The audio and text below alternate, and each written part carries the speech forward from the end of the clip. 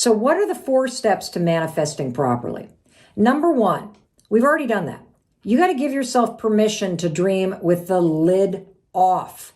And for many of you, this is going to be the hardest part. Seriously, you have held yourself back for so long, you don't even allow yourself to dream. And here's the thing, you're allowed to want things. You're allowed to want more for your life. In fact, you're wired this way.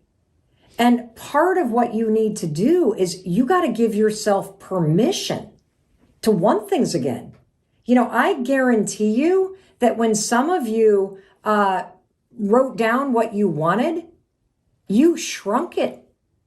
You literally said, okay, I'm going to write down this little thing, but I'm going to make it really, really small because I'm worried that it's not going to happen. And so one of the things that I want you to do is I want you right now, dream with the lid off. If the manifesting that I'm teaching you removes the doubt, removes the fear, if it lowers the friction and the resistance that you feel to doing the work to get what you want, what is it that you dream of doing for real? Like I almost with you guys, I almost said, I'm going to launch one of the top podcasts in the world. I almost shrunk it down, everybody. But then I pushed through because I've been manifesting this. No, I'm launching the #1 female hosted podcast in the world, period. So what is it that you are interested in having? Like, don't shrink it down. Write down what you want, because this is step number 1. And the reason why this is so important is because, you have a filter in your brain. You have a filter in your brain called the reticular activity system. And this filter works just like the Discover page on Instagram. So if you're ever on Instagram, and TikTok is the same way, there's the page where you can discover new accounts. And if you've ever noticed what Instagram shows you on that mosaic and what TikTok shows you when you're kind of looking for new things are accounts that are just like the accounts that you follow. And that changes in real time all the time. So right now, my Discover page has a lot of accounts with nails because I've been growing my nails out. It has a lot of home design accounts because my husband and I are building our dream home here in the United States in southern Vermont. It has a lot of motivational accounts. And so it is reflecting back what I'm already looking at. One of the reasons why it's important for you to allow yourself and give yourself permission to want the things that you want without limiting it is because when you limit it, the filter in your brain pays attention and it limits what you see. When you start to give yourself permission to dream with the lid off, to just let your desires flow through you, then check this out. The filter in your brain changes in real time, just like the Discover page in Instagram, and it'll start showing you more of what you want. It's freaking cool. Now, you can practice what I'm saying 2 ways. Number 1, there's a game that you can play that I call Find a Heart. Every single day, wake up and play this game where you're going to try to find a heart that is naturally occurring in the world around you. It could be a leaf, it could be a cloud, it could be a stain in your coffee. Tell your brain, show me a heart. And then look for hearts all day. And you'll be shocked because all of a sudden, you'll be walking past a building that you walk past every single day, and there, right on the side of the building, the coloration on the brick of the building, it is as plain as day. There is a freaking heart right there on the side of the building. You've missed it. You've walked past this building 1,000 times. It's been there the whole time. Why am I seeing it now? I'll tell you why. That Discover page in your brain, the filter in your brain, you told it you wanted to see hearts, just like I've started looking at nails. And now suddenly the filter is showing you what's important to you. That's how your brain works. So one way you can start to do this is look for hearts. The second thing that you can do is you can start your day every morning in your journaling practice by writing down 5 things that you want. That's it. 5 things that you want. What do you want? You want a purse? You want a new job? You want a loving relationship? You want to feel happy again? You want to have more fun in your life? You want to finally be able to do a handstand? You want to be a best-selling, whatever you want. It can be the same thing every single day, or it could be new things every day. Because what you're doing when you give yourself permission to dream and to let those desires flow through you again is now what we're doing is we are letting you start to lead with your dreams. Literally, you can lower the resistance by inverting this and letting the dreams flow through you. Every day, look for a heart, write down 5 things that you want, and you are well on your way to step 1 of learning how to manifest properly. And that is, let the desire lead. Let the dreams flow through you, and that way your mind will start paying attention.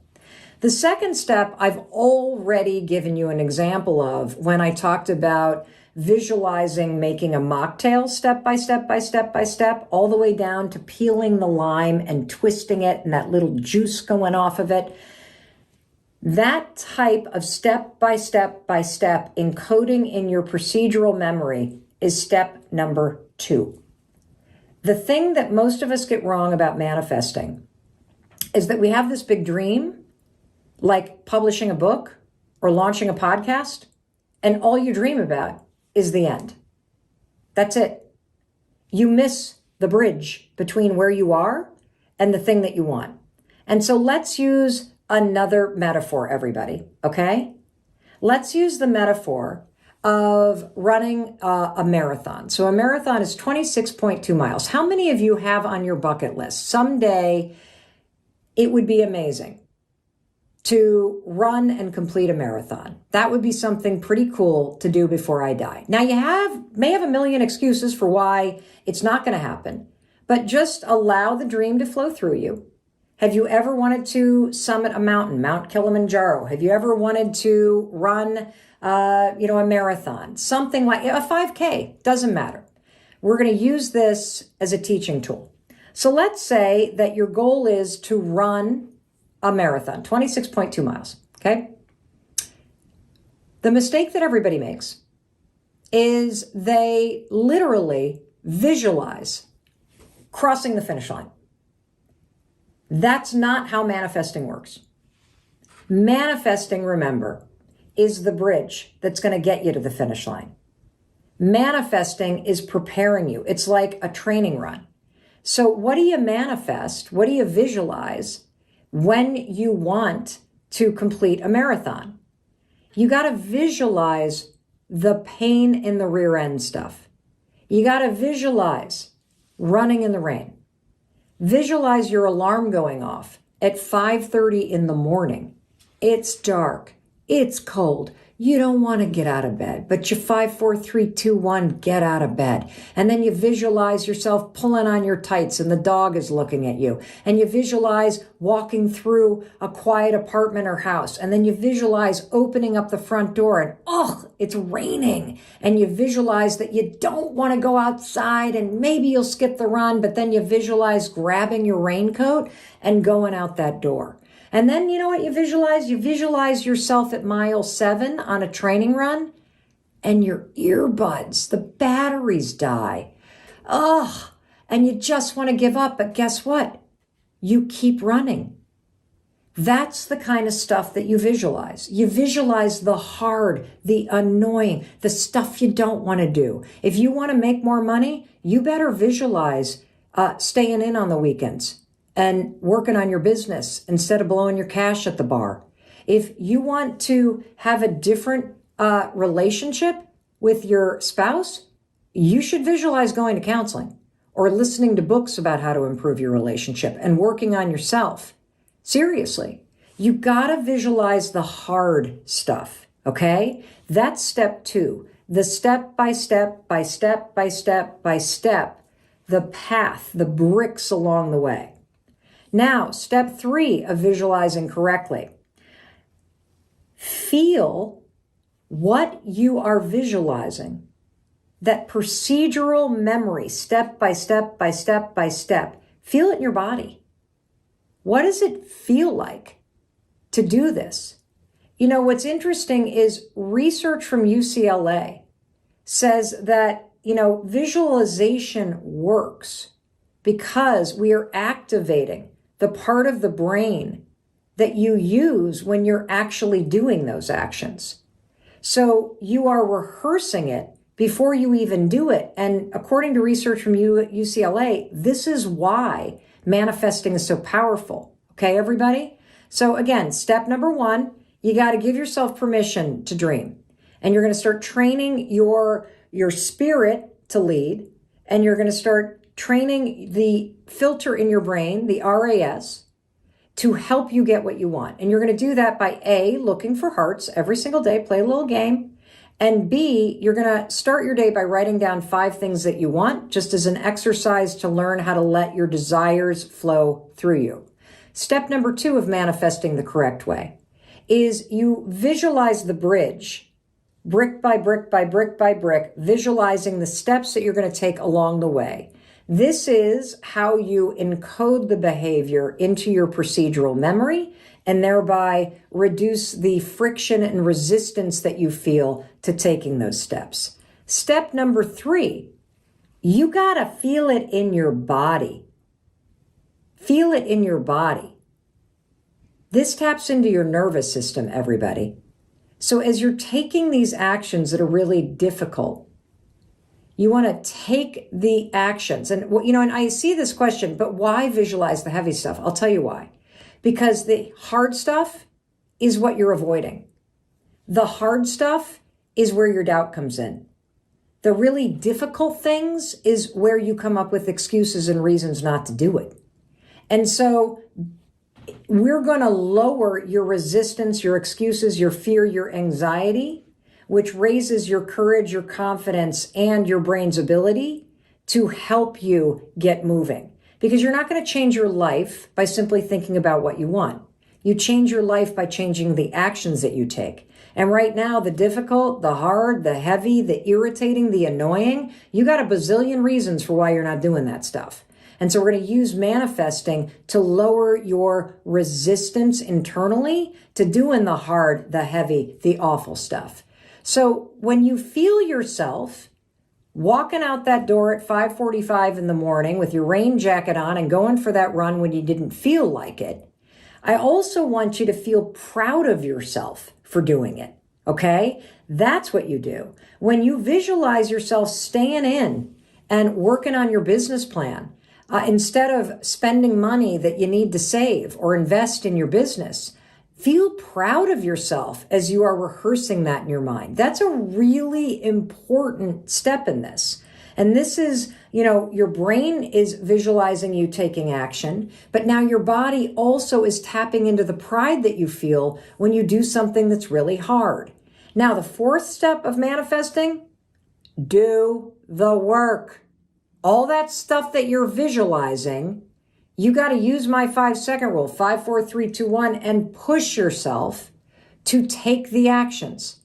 It's not sexy like The Secret of just thinking about this stuff and expecting it to come to you. You got to do the little things brick by brick by brick and take the actions that lay the groundwork for this change. And, here's the thing that's super cool about it. When you do this and you start practicing this skill and you use manifesting as a tool, you are training your mind, your body, and your spirit to align with what you want instead of resisting it and being afraid of it. And when you align your mind, body, and spirit with what you want, you will be naturally inspired and motivated and empowered to take the actions to walk toward it. That's why this works. Hey, I'm Mel Robbins, and I'm going to teach you the 4 simple steps that you need to follow in order to manifest the right way according to research and science. I'm so glad you're watching this. Manifesting is an incredible skill to develop in your life and to practice and build consistently as something that you do. My definition of manifesting is manifesting when you do it following the 4 steps you're about to learn, according to research and science, what manifesting does is it trains your mind, your body, your spirit to align with what you want to achieve in life. Manifesting is a way to prepare or socialize your mind and your nervous system and your body to do the work that's necessary to getting what you want. And so the steps that I'm going to walk you through they're based in research, and what they're doing is they remove all of the obstacles that would normally stop you from taking action.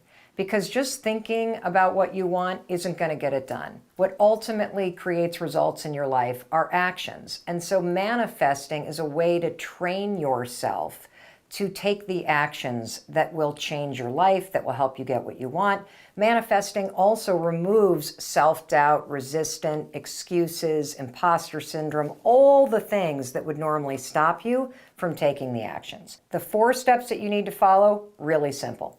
Step number 1 is give yourself permission to dream with the lid off. This is really important. And the reason why this is important is because I guarantee you that right now you are not even allowing yourself to fully dream or think about or set goals that are truly aligned with what you deeply want in your heart. That you aren't even able to manifest properly because you're not even honest with yourself about what you actually want. This is a really common thing because you're allowing your self-doubt, you are allowing your fears, your anxiety, your insecurity, you're allowing where you are to dictate and limit where you want to go. And so step 1, super important. You must allow yourself, give yourself permission to start dreaming with the lid off. Now, the scientific reason why this is so important is because you have a filter in your brain called the reticular activity system. I write about the RAS for short, the reticular activity system, extensively in the High 5 Habit. The RAS is a filter in your mind, and you can do simple things that change the structure of that filter. In fact, the filter in your mind, the RAS, is always changing. So one thing that you can do in order to teach yourself how to dream with the lid off is to adopt a simple habit. Every single morning, I do a very simple thing. I write down 5 things that I want. That's it. When I start my day, after I get up when the alarm rings, I make my bed, I pull on my exercise clothes, I set an intention, I high-five myself in the mirror, I then go out into the kitchen, I crack open my high-five journal, and then inside the journal there are prompts that walk me through the steps of visualizing. And the first prompt is dream with the lid off. Set your spirit free. Write down 5 things every morning that you want. And this is important because when you get what you want out of your head and you physically put them on a piece of paper, research shows that you're 42% more likely to achieve those goals simply by writing them down. That's pretty cool. Secondly, your mind is paying attention.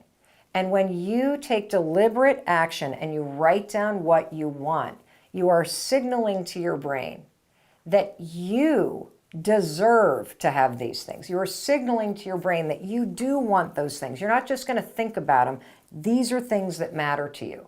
And that helps train your mind to allow you to let the desires flow through you. Because right now, you're not manifesting properly because you're not even allowing yourself to dream with the lid off. So that's step number 1. You're going to start writing down 5 things that you want every single morning as a way to train your mind to let you dream freely.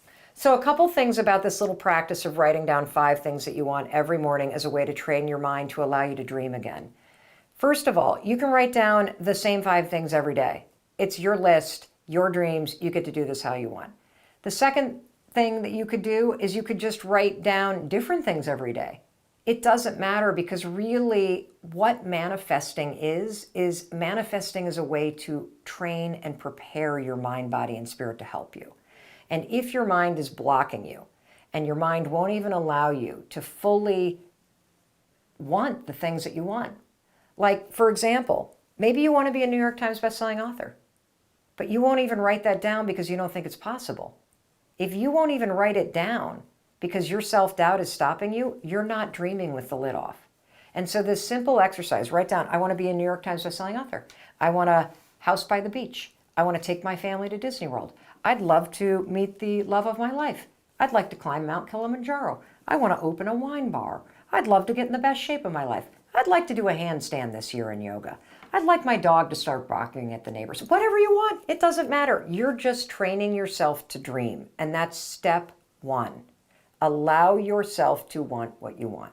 Step number two for manifesting properly according to science is you must visualize the steps that lead you to the thing that you want, not the end goal.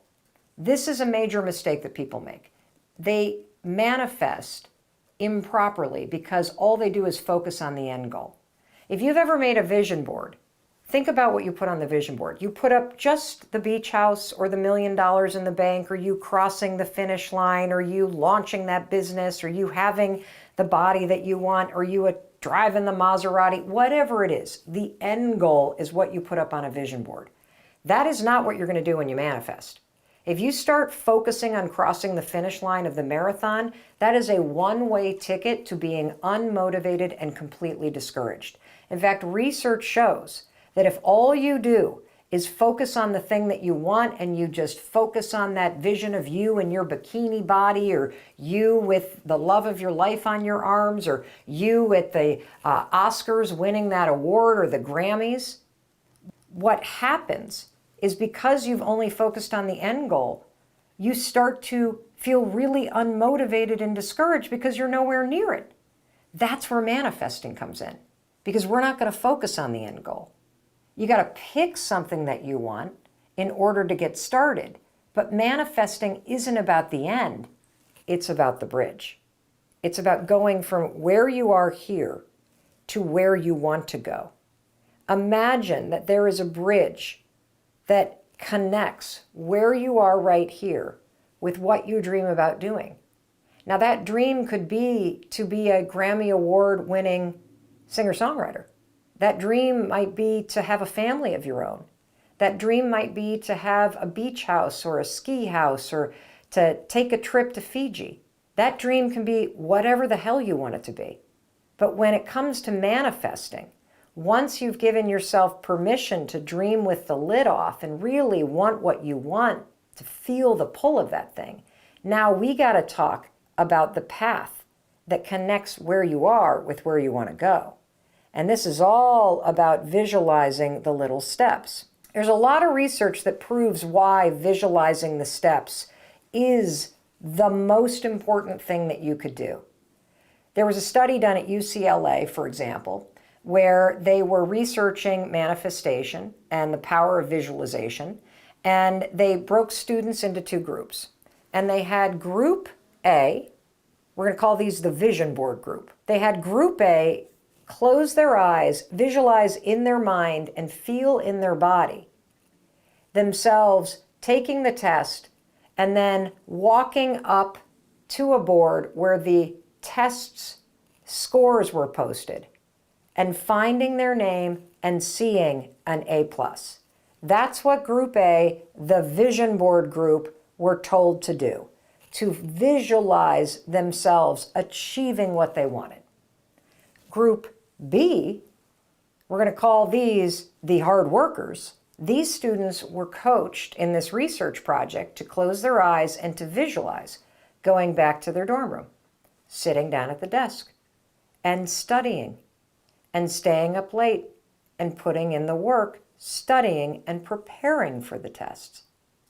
Now let me ask you a question. Which group do you think did better on the actual test?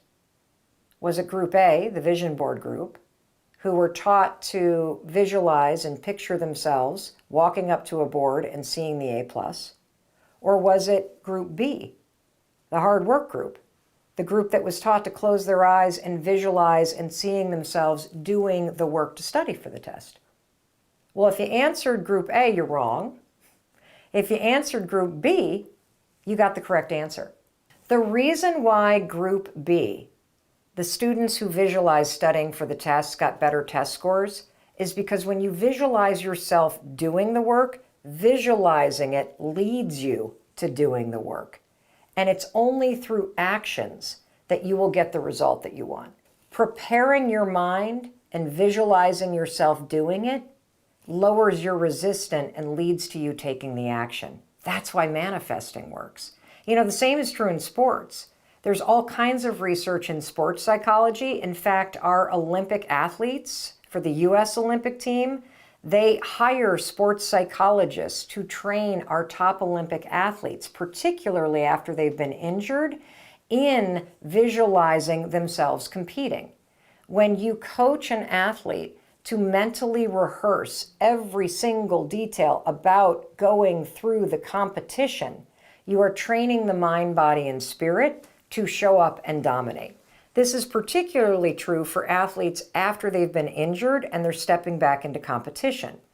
If you've been injured in competition, you're naturally going to feel anxious. You're naturally going to be nervous. Your brain and nervous system circuitry is now programmed with the intensity from that injury, the memory from the injury. So of course it's natural to bring that into your pre-competition feelings about it, right? So manifestation properly, remember what it is? Manifesting is preparing your mind, body, and spirit to do the work. It's aligning your mind, body, and spirit with what you want. It removes the obstacles that would normally stop you, which then prepares and motivates you to take the actions to succeed.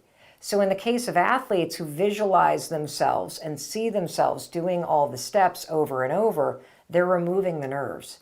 They're removing all the programming related to the injury. They are preparing their mind, body, and spirit to go in and frickin' dominate. And so are you, because that's step 2. You gotta see it. The third step is you're gonna feel in your body what it feels like to do the work. So let's go back to the research project at UCLA. Not only do I want you to close your eyes and picture yourself going back to the dorm room. Notice I'm closing my eyes. It's because manifesting is a habit for me. And when I manifest, I get in it, man. I close my eyes. I go into my mind. I am literally in my imagination there. And I not only can see myself doing the work, I can feel it. You can feel what it's like to walk into that dorm. You can feel what it's like to sit down. You can feel the heavy backpack hit the table. You can feel yourself crack open that book. You can feel yourself sitting at that desk and the desk light. And you can also even feel what it's like, can't you? As the sun starts to set and it gets darker outside and the light on your desk starts to get brighter and take things over, you can just put yourself right there. And the feeling is super important because, again, manifesting is mind, body, spirit. We got to get your nervous system involved. We've got to make you feel like you're at the scene. One of the reasons why feeling it is so important is because it magnifies the imagery in your mind. And when your mind rehearses something, here's what's cool about your brain. Your brain doesn't know the difference between you studying for that test or you doing the work to start that business or get healthy or put yourself back out there or heal your trauma or save the money to get that house that you want or whatever it is that you're visualizing. Your brain doesn't know the difference between you visualizing those things and you actually doing them. In your mind, it's the same. So it's almost like a training run for a marathon. You are building a muscle that helps you win when you take the actions. It's so cool. And so you not only want to feel what it's like to study for that test, put yourself at the scene. You also want to feel a sense of pride that you're doing the work. And the pride piece is really important because the pride piece acts almost like a booster.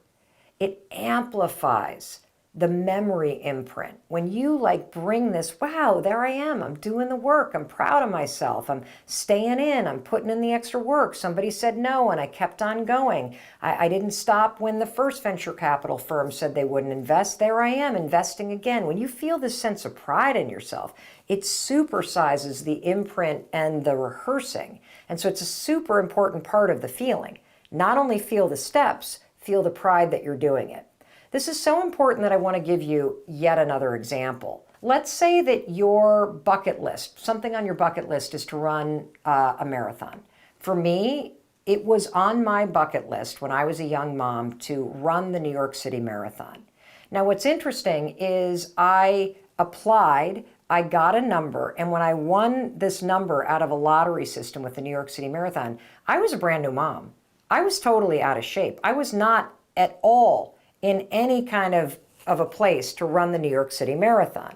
Now, here's the thing. I used visualization to help me lower my fear and my excuses. Because when I got the number, I did not have a lot of time. If I had been a person who was not visualizing, I probably would have said, I don't have enough time to train, I'm not ready, I can't do this. All the excuses would have come in.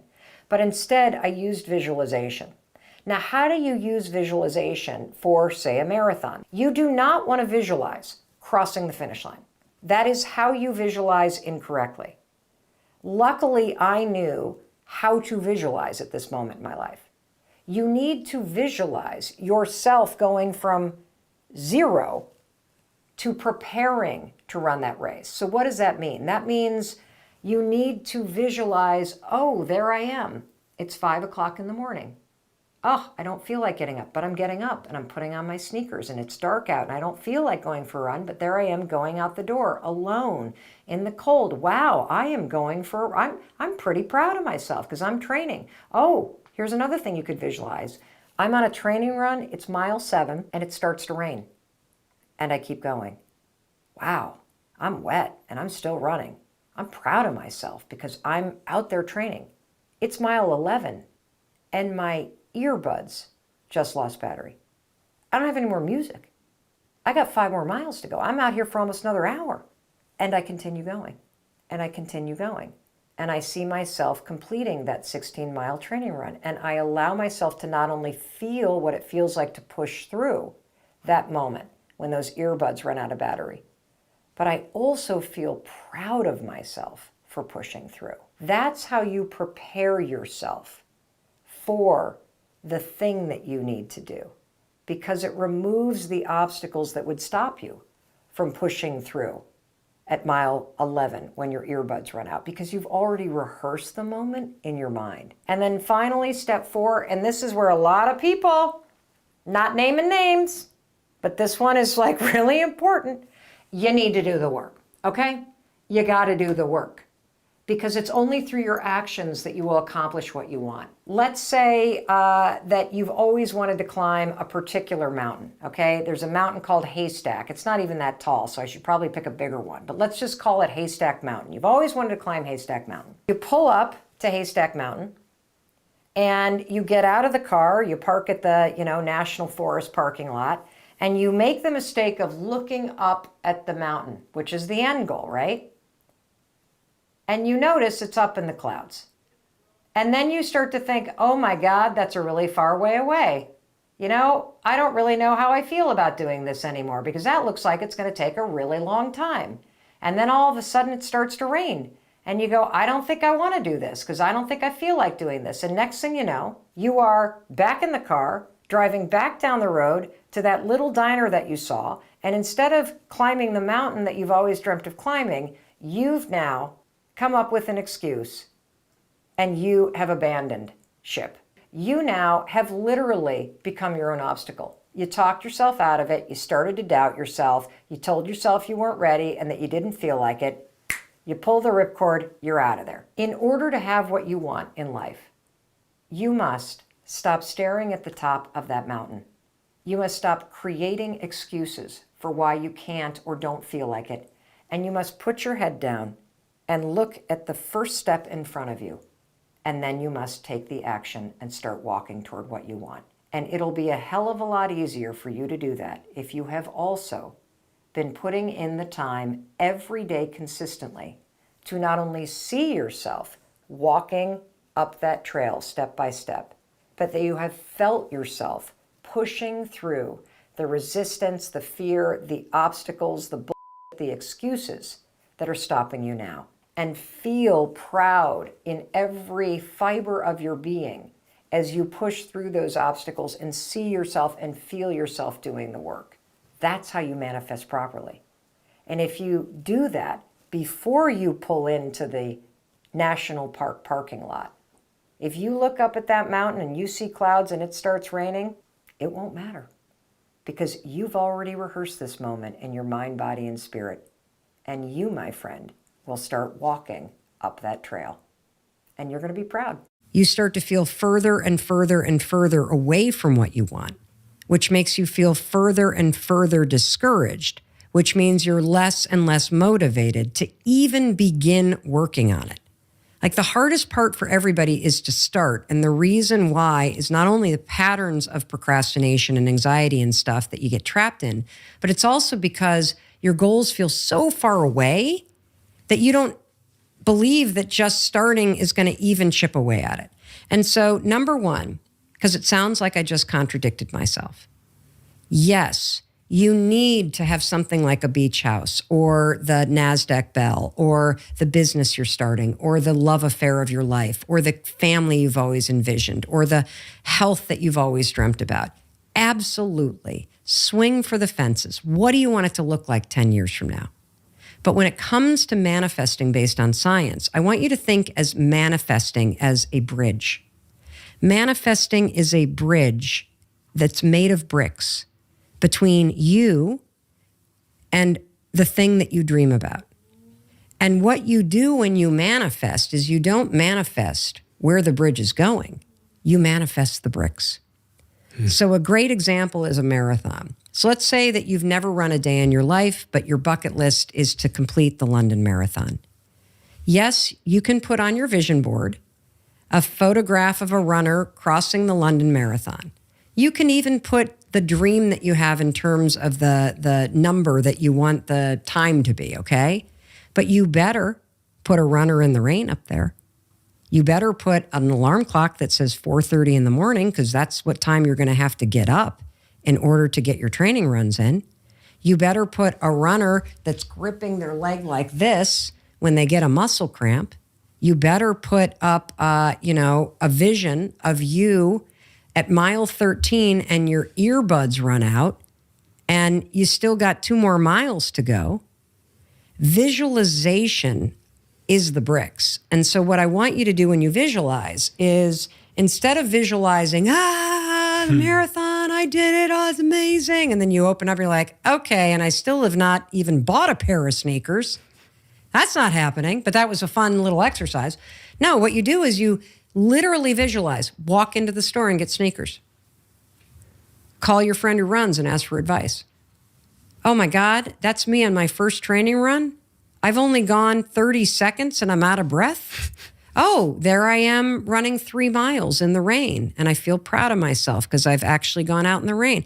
Oh, there I am saying no to my friends. I can't go out tonight because I didn't get my run in, but I'm going to go on my big run alone. That, like, you visualize the annoying, irritating, amazing things. I'm sure people look at you all the time with your extraordinary success, Stephen, and are like, how'd you do it? How'd you do it? And like, do you know how many things I missed out on? Do you know how many, the amount of work that nobody wants to do because they're not thinking about it is extraordinary. That's the bridge. Anybody is capable of achieving anything. I actually believe that because I think human beings are designed to change. You're capable of breaking any pattern. You're capable of getting control of your health. You're capable of launching a business. You're capable of making millions of dollars. You're capable of healing your trauma, of finding love, of doing absolutely anything that you put your mind to, as long as you are willing to do the work for it and as long as you give up your timeline. Because I do believe that people who put in the work get rewarded. So step one of manifesting properly, according to research and science. First, you have to tell the truth. You have to declare what you want, period. This does not work if you're lying to yourself. This does not work if you're fuzzy about what you want. And so Megan already did step one. She said, I want to move. She even told us that she'd been wanting to do this for a while. And the only thing that's been holding her back is all that negative programming in her mind. So now let's turn to you. Tell me the truth. What's something that you want? And don't be scared to say it out loud. Don't worry, I'm not moving in with you. But you have to tell the truth. That thing that you have an itch to do. That's what I'm talking about. And if you are so shut down that you don't even know what you would want to manifest, let's do the exercise that I have shared multiple times on the Mel Robbins podcast. Every single morning as part of your morning routine, I want you to just take out a piece of paper and write down 5 things that you want. And every morning as you do this, as you give yourself permission to want things, you're training your mind. You're getting in touch with your dreams and your goals. And if you're having trouble connecting with this, I have a free cheat sheet for you. Just go to melrobbins.com/dreambig. I walk you through it. You can download it for free. And you can also listen to the episode we just did on dreams. It's the one we released right before this one. But you have to be honest. You want to know why? Because you're training your brain, and your brain knows when you're bullshitting, especially when you're bullshitting yourself. You cannot half-ass this stuff. Just listen to this question from Rochelle. My name is Rochelle. I am from Ontario, Canada, a small town north of Toronto. So for 25 years, I've had a head full of ideas. I've had half-assed projects and lots of plans. I chose always wishing over doing. Many of my blocks were due to fear, many just basic survival. The idea of goal setting, it really fires me up. The idea of remembering to revisit those goals, that freaks me out. I just think of all the things that I should have done and want to do still that I've thought about over the last 25 years. What do you have a vision board for? That seems like, what are you, a child? I love you guys so much. What do you have a vision board for? What are you, a child? Rochelle, okay. So first of all, we love Rochelle. We love everybody. And what I love about her is she's admitting to you that she's been thinking about things that she's wanted for 25 years. And she's never getting past the thinking part. Why? Well, because again, the overwhelm, the self-doubt, all of the disorganization, it's stopping her. That's where manifesting comes in. And she asked the question, vision boards, what the hell, am I a child? Let me tell you why vision boards can be important with one huge caveat based on science. Vision boards are important because when you take the time to create a vision board, which is basically bringing your dream or your goal to life by creating a collage of images, what you're doing is you are grabbing that dream or that goal that typically we bounce around in the back of our minds in private. You're pulling it out of your mind and you are grounding it in reality.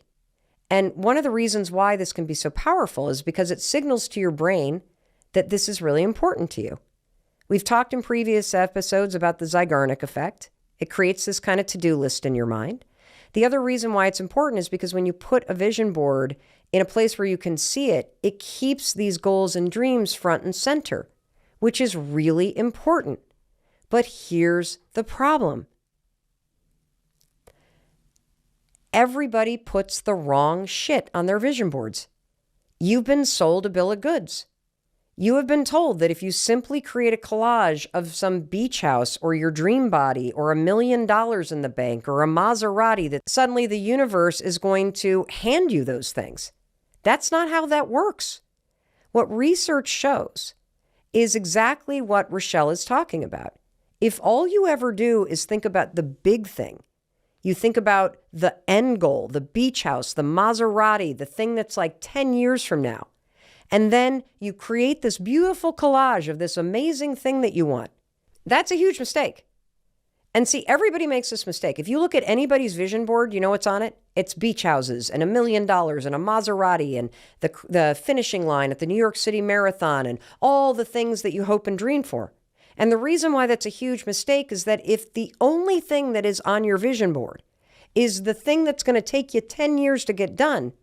As you sit here in your studio apartment or in the spare bedroom of your parents' house at a desk in the corner and you stare at a $10 million beach house, oh my God, that is going to feel so far away.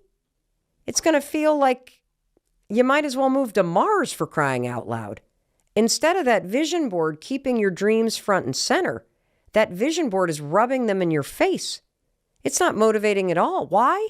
Because you start to become present day in and day out to how far away you are from that dream of yours.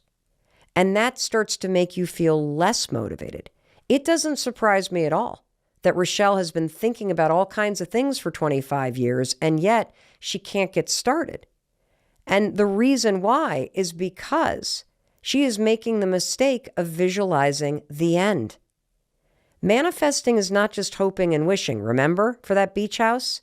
Manifesting is training your mind, body, and spirit to do the work to make that beach house a reality.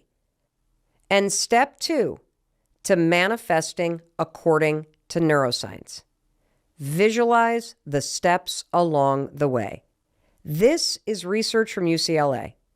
In order to make manifesting work for you according to science, don't visualize the end. Visualize the steps and the actions that you're going to take to get there. So what does that mean? That means all that hard and annoying and tedious stuff that you got to do that you don't feel like doing in order to make that thing a reality, that's what you're going to put on the vision board. That's what you're going to visualize. You see, according to the research from UCLA, brain scans show that when you visualize yourself performing an action, you stimulate the same brain region that you're using when you actually perform that action. So manifesting properly, according to science, means you are socializing your mind to take action. Now, what does socializing your mind mean? Because that's the language they used in the study. It means you're training your mind to take the action. By sitting there and mentally rehearsing this, you are telling your mind, you're stimulating the part of the brain that actually is going to take the action. This taps into something called procedural memory, and it helps you lock in the actions you need to take as a new habit. See, procedural memory is part of your long-term memory. It's like writing with your hands or pouring a glass of water. All those actions and habits, they're all stored in your procedural memory. Your procedural memory has all the information that you need in order to perform things like brushing your teeth or walking and talking. And when those things get rehearsed over and over and over again, guess what? They become encoded. They become automatic. The more you think about the steps you need to take and you start to visualize them, the stronger the connections become. And this isn't just like common sense. What happens when you visualize this way is that connections are being made between gaps in neurons. They're passing signals back and forth. And so before you even take the actions, you are now socializing your brain to get ready to do it. You're preparing. It's super cool. So let's just start with step 1, manifesting according to science. You got to claim what you want and tell the truth. So let's say that step 1, I want to train for and I want to complete the New York City Marathon. That is a bucket list item for me. And in fact, that was a bucket list item for me, and it's something that I've done. And you should do it too. It's amazing. And so, yes, you're going to wake up every day and you're going to write that dream down. But to achieve it, please do not spend any time visualizing crossing the finish line. Please do not spend any time thinking about the roaring applause of the crowd as your name gets announced. Instead, what are you going to do? You're going to use science because you're smart. You're going to visualize yourself lacing up your running shoes when it's 10 degrees outside.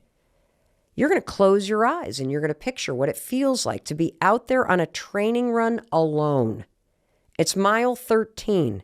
You're on your own and your freaking earbuds just ran out of batteries and you're 6 miles from your house. And as you close your eyes and you picture that annoying and irritating moment, I want you to feel in your body the sensation of that moment. And I want you to feel in your body another one. How about this moment? It's 5 a.m. Your alarm goes off. You're exhausted. You look out the window and you see it's pouring rain, and it's a Saturday, and you said you do a training run, and I want you to see yourself dragging yourself out of bed, pulling on your jacket even though you don't feel like it, and walking out that door. And I want you to feel yourself starting to run in the rain, and it's 5:10 in the morning. That's how you manifest. Because here's the thing. That's what you're going to have to do in order to achieve your goal. And more importantly, 5 months from now, when you've registered for that race and that alarm goes off at 5 a.m. and you roll over in real life and you look out the window and it's pouring, you will have rehearsed this moment. So your brain and your nervous system and your body is going to be ready for it. You're going to roll out of bed because you've already been in this moment. You already have seen yourself there. You've already felt the resistance. You not only know exactly how this goes, you've rehearsed it in your mind, and you've now rewired your brain to be ready for it. That's why you can't half-ass this. You got to be dead serious about visualizing the steps you need to take. And so now that you got step one, which is tell the truth about what you want. Get very clear about it. Step two is stop focusing on the end and start focusing on the irritating crap you're going to have to do day in, day out to march toward it. Now we're going to go from the kindergarten manifesting according to neuroscience to Olympic level manifesting. Are you ready? I'm ready. Because step three, to properly manifest according to science, you got to feel that stuff in your body. I mean, really feel it. You got to feel what it's like to work for that dream. Now, this isn't just Mel Robbins, and this is not even neuroscientists anymore. We're now bringing in the Olympic athletes and all of their team of psychologists because they take manifesting to an even deeper level. When you're on the Olympic team, you call this imagery because it goes way beyond sort of the visualization. An Olympic aerial skier said, you have to smell it, you have to hear it, you have to feel it, you have to feel everything.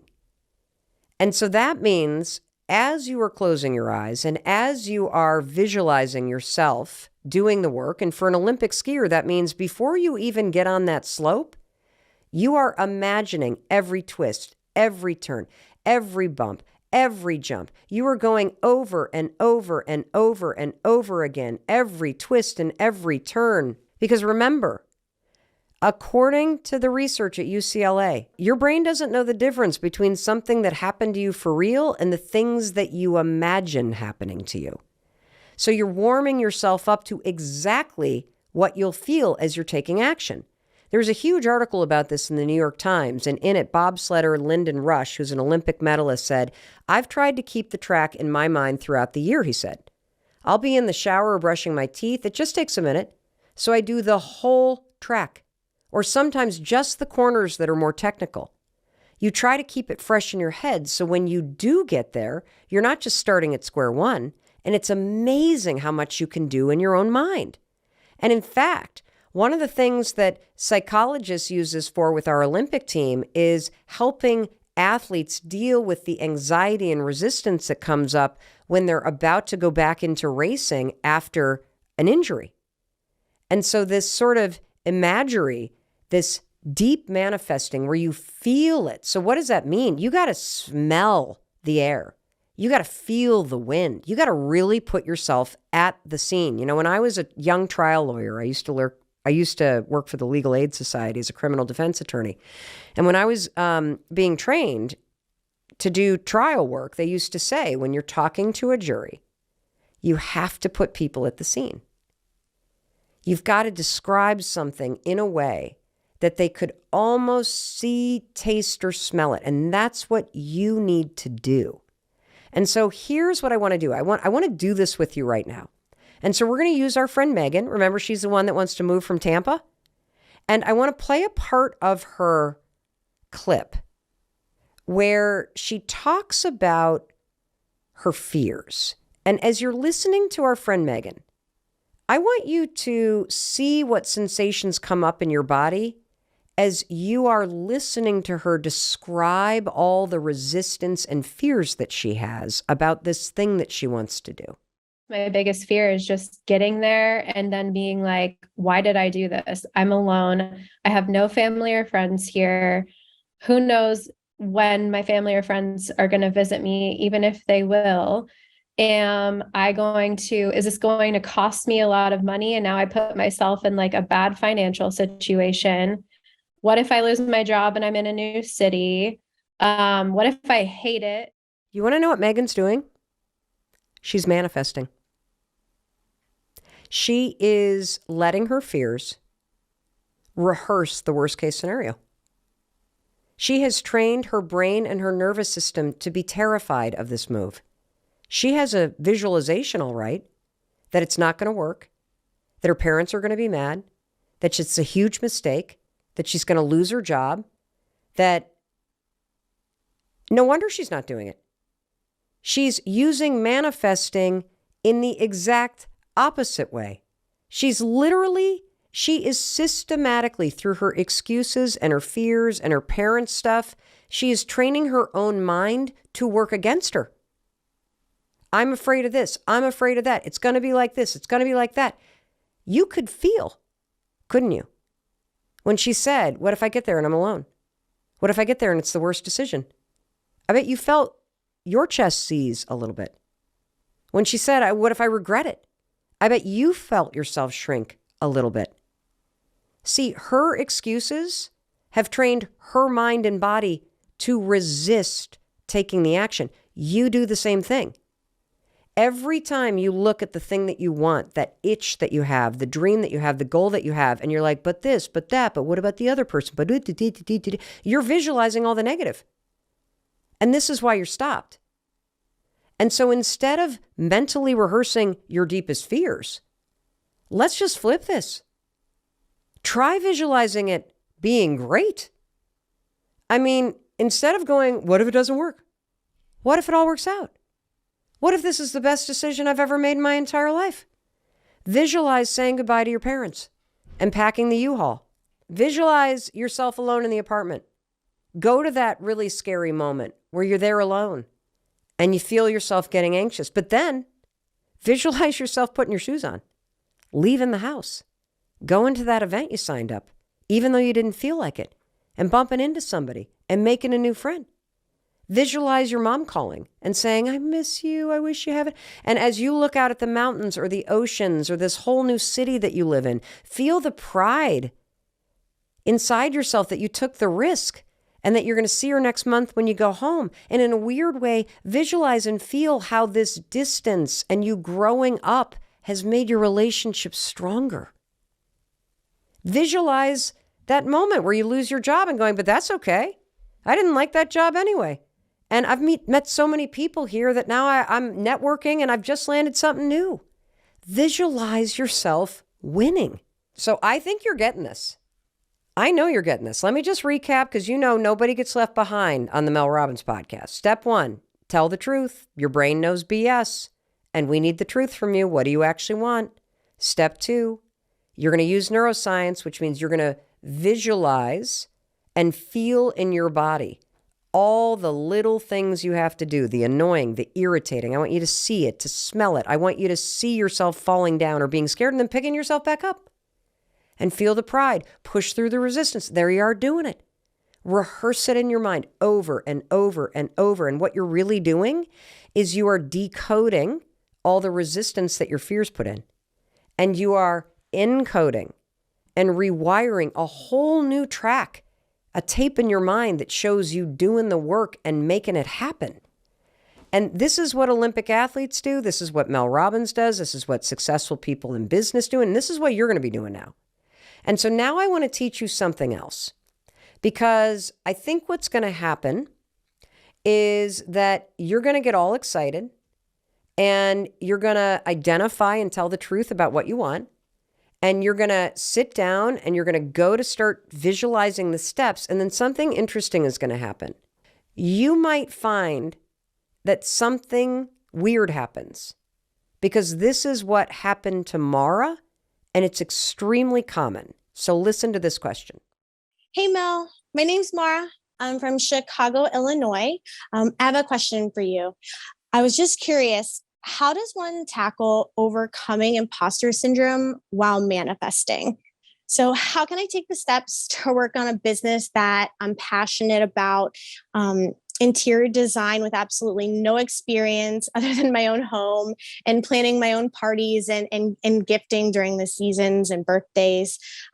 When I see these types of businesses online, they really, really inspire me to create. But the thought of me doing it myself is so scary. Okay, I love this question. This is so juicy and great, and I just am so happy, Mara, that you asked this. So first of all, let's just stop saying imposter syndrome, okay, everybody? Because when you're new to something, you're a student. That's it. You're a beginner. That's it. You're not an imposter. You're not faking anything. You're actually figuring it out. It's part of the process. And so stop saying you have imposter syndrome, because all you do is you have a dream and you're going to begin to chip away at it. That's what we're doing here. So that's number one. Number two, this is really common. And the reason why it's really common is because your fear is so big and your self-doubt is so big, and you've never done this thing before. And you can tell based on the fact that, Mara was kind of laughing. She's like, oh my God, I kind of love this thing. And so she's diminishing how big of a dream this is. And a lot of us do that. We kind of make a little bit of a joke or downplay it a little bit, or we're nervous about it. We kind of don't even admit it. So first of all, I'm proud of you for admitting it, Maura.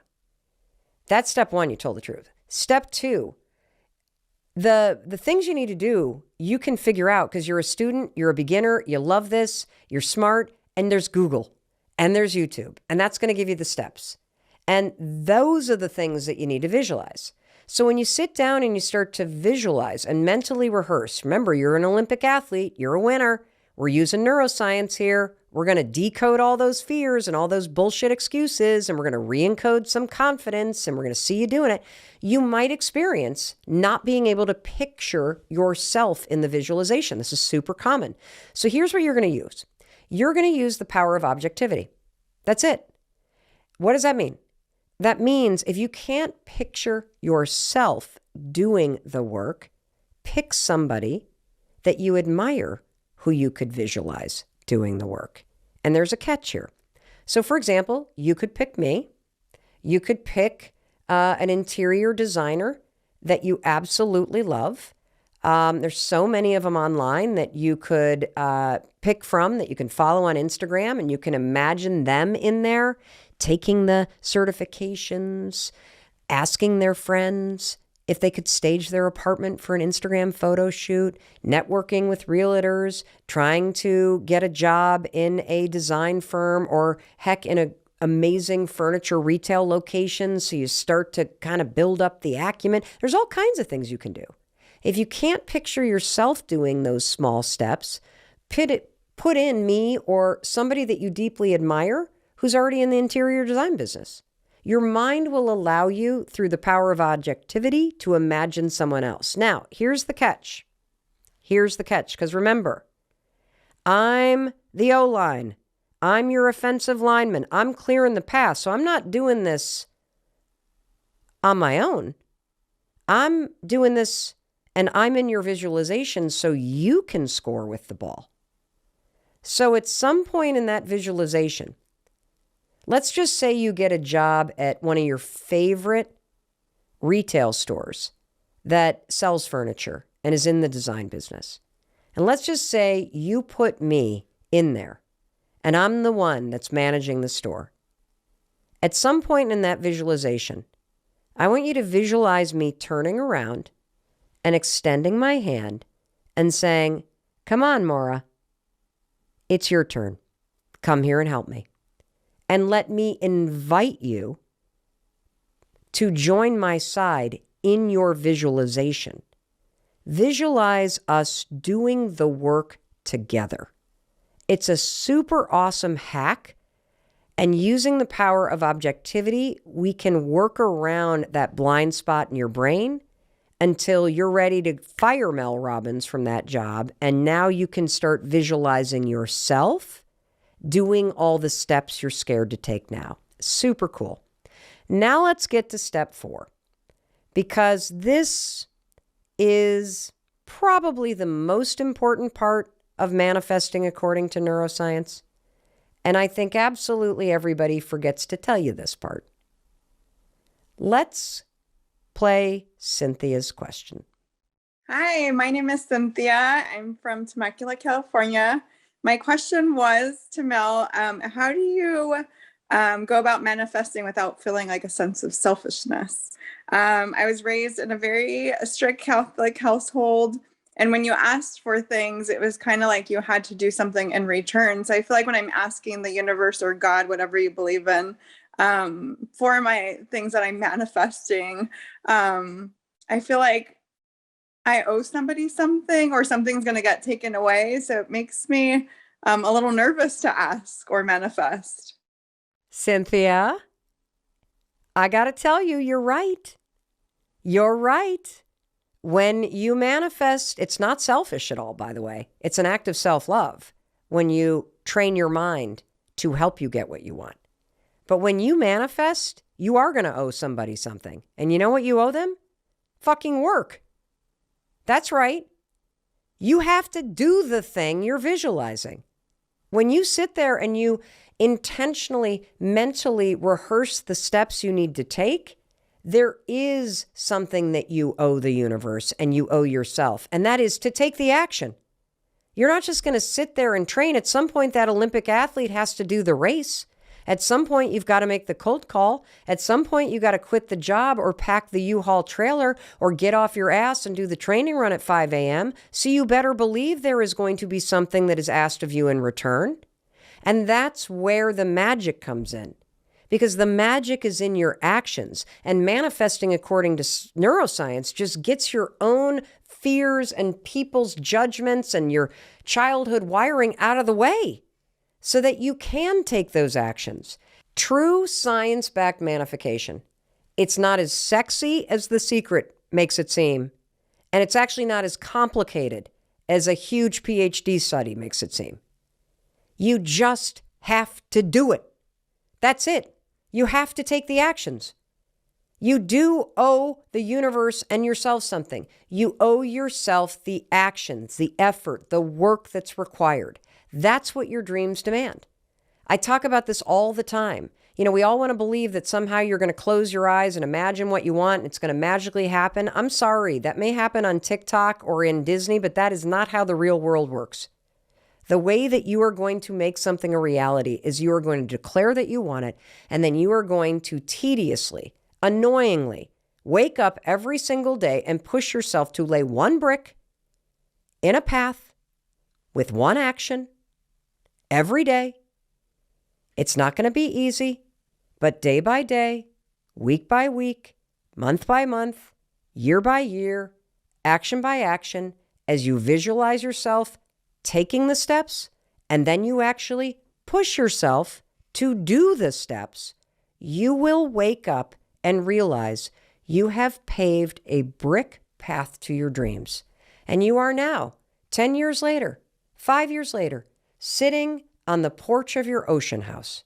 You are crossing the finish line of the New York City Marathon. You are making the final turn in that giant slalom race.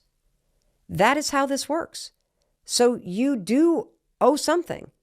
You got to put your skin in the game and your ass on the line. And you do that by waking up every day and taking one of those small steps forward that you visualized and practiced and rehearsed by manifesting properly according to neuroscience. Now let me say the final mistake. You ready for the final mistake? This is mistake number 4. You get impatient. I cannot tell you how many people literally give up on their dreams and they are one audition away from making it. Or how many people stop working on their business and they were 1 hour away from the breakthrough that they needed in the financial model.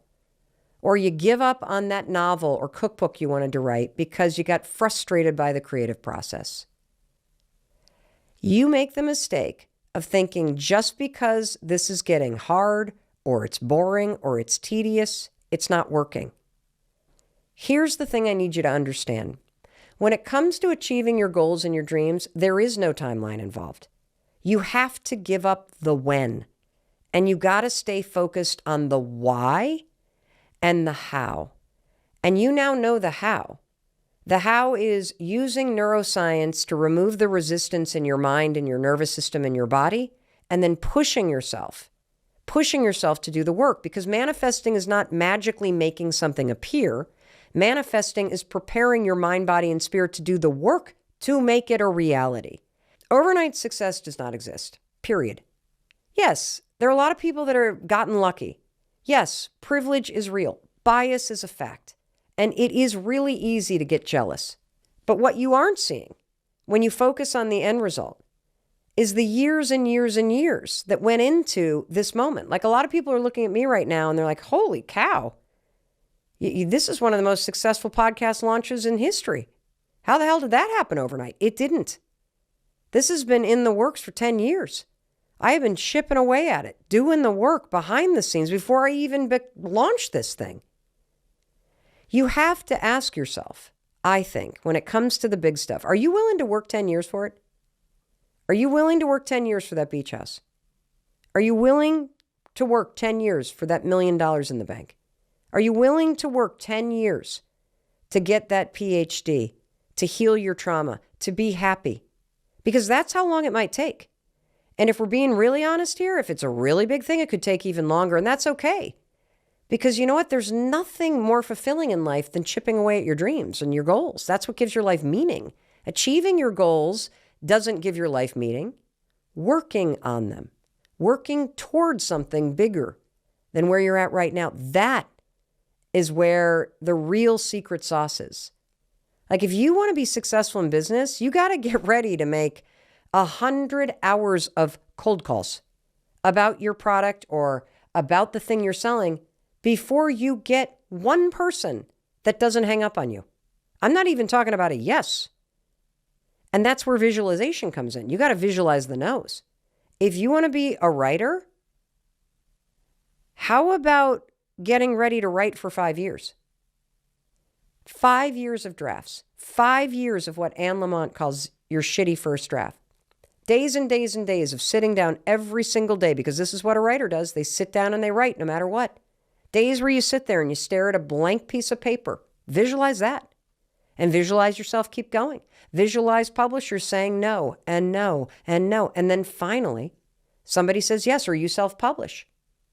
See, the time and the effort that you have to put in, it's not glamorous, everybody. It's not easy. And there are going to be times that you're going to feel like giving up. And this is what separates the people who achieve their goals from the people who don't, in my opinion. It's this quitting day. It's this moment where you throw in the towel. If you can go one more day, you can make it happen, because then you can go another. See, the benefit of waking up every day and using manifesting according to neuroscience to visualize yourself continuing to go forward is that when the going gets tough, you will have trained your brain and your nervous system that you're the kind of person that keeps going. And when your body and your brain knows that about you, when the going gets tough, you will keep going. So please, once you're honest with yourself about what you want, put in the time. Bring a lot of patience. And I promise, if you're willing to put in the work and the effort, and you're willing to continue to train your mind to believe that, yes, in fact, you are going to cross that finish line. You are going to have that $1 million in the bank. You are going to have the happiness and the love and the health that you deserve. You're going to have the family you've always dreamt of. You will eventually make it happen. I believe that. Honestly, I just love this shit, because manifesting according to neuroscience is one of my superpowers. If I'm not talking, I'm probably manifesting something that I want. I currently do not have a beach house. And let me tell you, I have 2 or 3 particular homes in mind that are currently occupied. I have all kinds of manifesting according to neuroscience going on. I'm in no hurry. I know this takes time. I keep seeing myself chipping away at it. I see the letter I'm going to write and I'm going to stick it in the note box. I see myself working to make the money. I also have done this with this podcast, you guys. This was 2 years in the making before we recorded our first episode. You know what I was doing? I was busy manifesting all the hard and tedious stuff that would lead me here and actually doing it. Another thing I'm manifesting, we are getting this incredible studio space in Boston. And so I keep having these visions of making the drive down from Southern Vermont. I have this vision of one of our team members, Charlotte, standing out front of the building with a clipboard. And she has this little, like, kind of one of those headset walkie-talkie things on. And she's greeting this SUV that comes up. I am upstairs having stress diarrhea because the Dalai Lama is stepping out of the SUV and is coming up to be on the Mel Robbins podcast. And I am managing through my stomach ache as Charlotte is walking the Dalai Lama through our lobby and up the elevator to our brand new, insanely cool. This is what I do, everybody, because it's a superpower. I am training my mind to help me make my big dreams and visions a reality. I'm even doing this for our daughters. I'm manifesting what it looks like for our daughter I want her to do it next fall. I'm visualizing her halfway around the world and working her way around the world. I'm visualizing our other daughter spending late nights in a session, writing her music. I can feel what it's going to feel like when she calls crying and saying that something happened. And so I'm doing this for me. I do it for you. I do it for the people that I love. This stuff is awesome because in some way, when you really get good at this, it is true what the research at UCLA says. You do trick your own brain. When we started this podcast, finally, after years of thinking about it and 2 years of properly manifesting according to neuroscience, I was so rehearsed. I had a Madgeread, or whatever the hell the word is that the Olympians used, that when I stepped in to record our first episode, it felt like I had been doing this for 10 years. Because in my mind, I've been preparing that long. That's how cool this is. So what are the 3 ways that this changes your brain, or you can change your brain? So the 3 mechanisms for neuroplasticity are myelination, synaptic connection, and neurogenesis. Now, myelination, people who do sort of like repeated weight training will be quite familiar with that. Myelin is a fatty substance that coats some neural pathways, making them fast conducting pathways. And there's a reason that we have fast conducting pathways and slow conducting pathways. So for instance, if there was a fire on the table here between us and you put your hand into the fire, your reflex to physically snatch your hand out of the fire is a fast pathway for obvious reasons, so you don't burn. But your pain pathways are slow pathways, because if you became so incapacitated by the pain of the fire that you couldn't move, you wouldn't survive. Oh. And that works for many different types of pathways as well. So, but to make a pathway more efficient, we want it to be myelinated. So if we're working on a manifestation, obviously we want the pathways for the behavior that will lead us to that goal to be more efficient. So just basically repetitive practice leads to more myelination of pathways. Okay. So that's relatively easy to do. The middle one in terms of difficulty is synaptic connection. So that's where neurons that we already have in our brain, but that aren't necessarily connected to each other. At the end of every neuron, there's a bulb called a synapse. And neurons communicate with each other because chemicals flow in the gap between those bulbs and form new pathways. So making new synaptic connections is a step up in terms of difficulty. My favorite analogy for this is learning a language. So I think when we talk about manifestation or other, psychological behaviors, it feels very intangible. But the process is exactly the same as learning a language. So you go from not being able to speak this language at all to picking up the basics, to becoming semi-fluent, to potentially becoming, completely fluent in a language. And everything that we have spoken about so far, it's exactly the same process in the brain. So the myelination is when you start listening and you pick up, the alphabet or a basic, very basic vocabulary like my name is. And then the synaptic connection is when you can say some sentences that's maybe enough for you to travel to that country on vacation and, at least make an effort. Yeah. And then the hardest one in the adult brain is neurogenesis. And that's because genesis means growth. So this is growth of baby nerve cells into fully formed nerve cells that then have to make synaptic connection with other nerve cells. And potentially those pathways get myelinated. So you can see how it's a building up process. Yeah. Yes. And you had said magnetic energy. Magnetic desire. Magnetic desire is one of the fastest ways to change the brain, or it's a required way. Talk to me about how that stimulates one of these processes happening. Yeah. Okay, let me put it like this. If you and I both wanted to learn Spanish. Yes.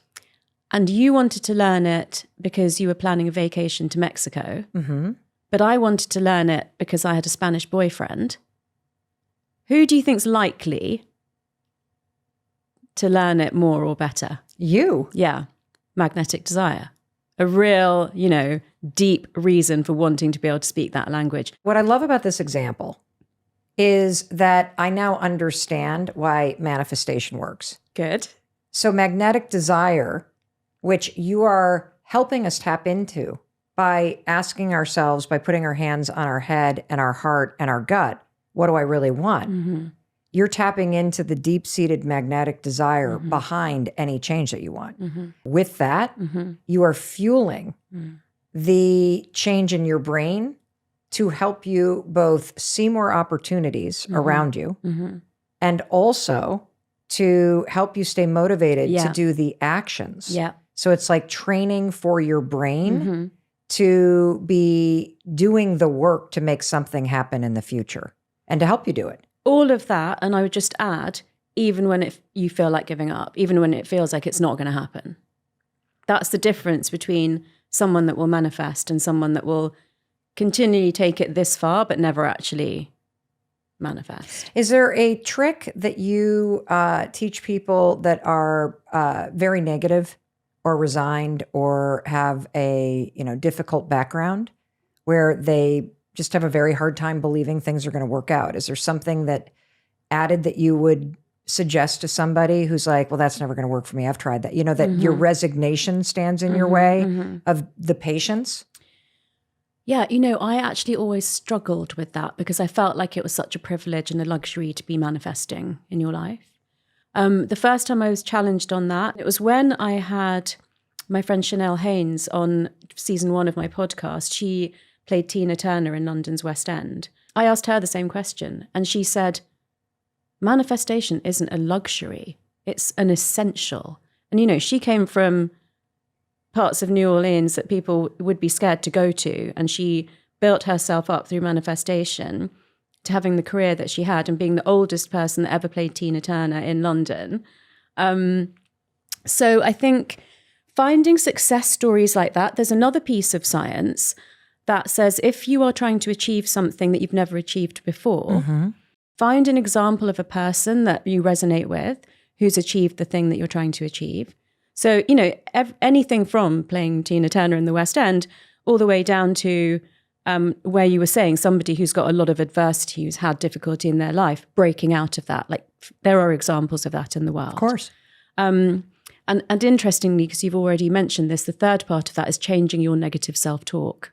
How do you do that when that is part of the wiring in your brain? You cannot undo wiring that's already in the brain. Before we understood about neuroplasticity, say that once your brain was in adulthood and certain pathways were set up as they were, like things about low self-esteem or, things never working out for you, that it was impossible to change it because it's impossible to change your height once you've stopped growing, right? But we know that's not true in the brain anymore.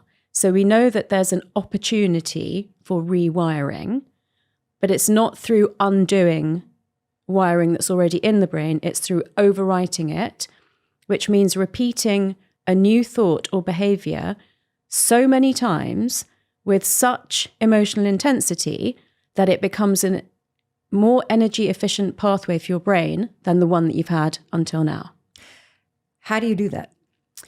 So one of the ways of doing it is through positive affirmations. So it can't just be a random one that you make up. Okay. So the way that I help people to find their affirmation is if you have a recurring negative thought, it's not your thought that is wired into your neural pathways. It's the belief that underlies that thought. Can you give us an example?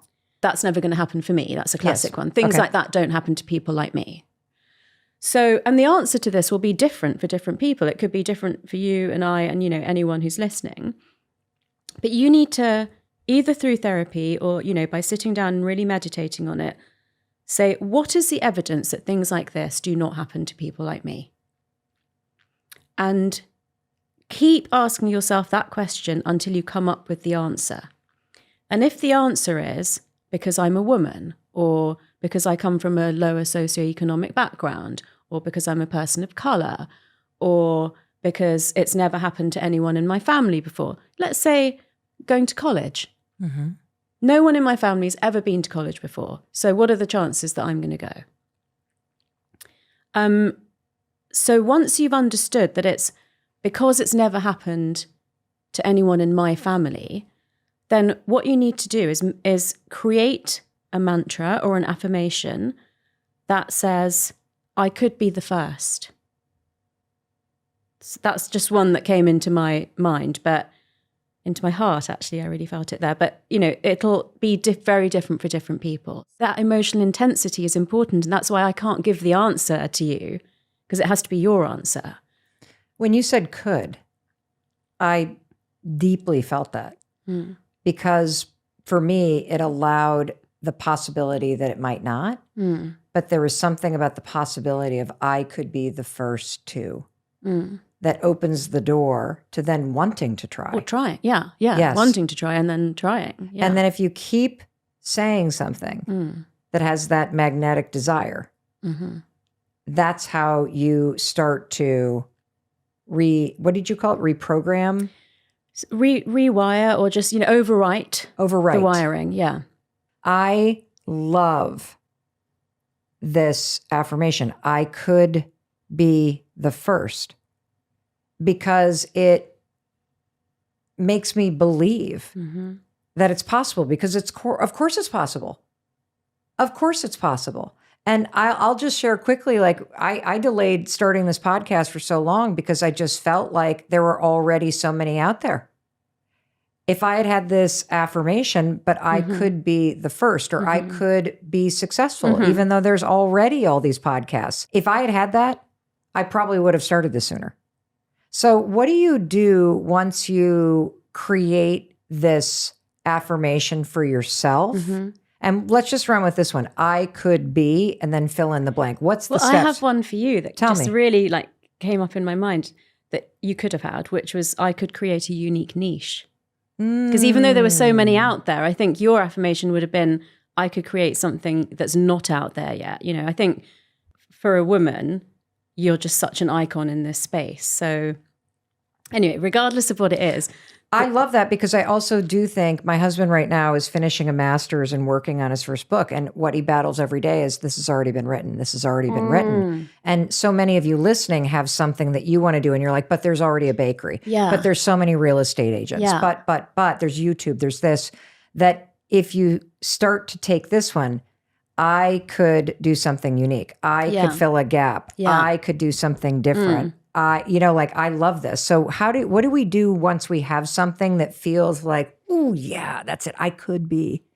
So remember, we based this on an underlying belief that, sort of to do with sort of lack of deservingness.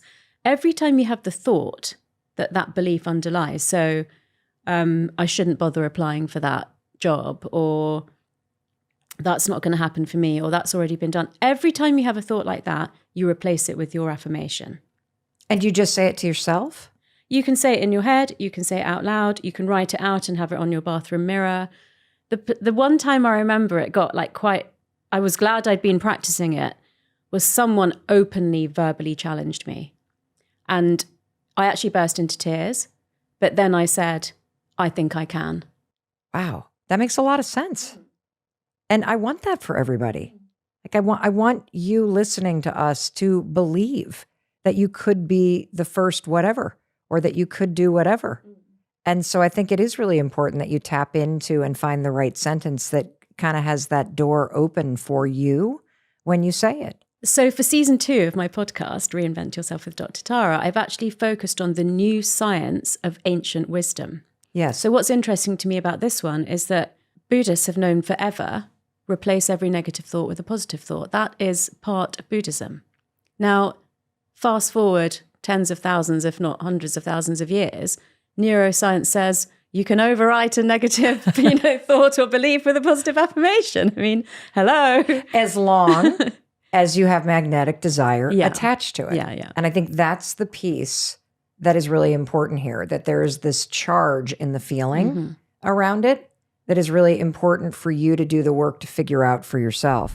Hey, it's Mel. Thank you so much for being here. If you enjoyed that video, by God, please subscribe, because I don't want you to miss a thing. Thank you so much for being here. We've got so much amazing stuff coming. Thank you so much for sending this stuff to your friends and your family. I love you. We create these videos for you. So make sure you subscribe. Mwah.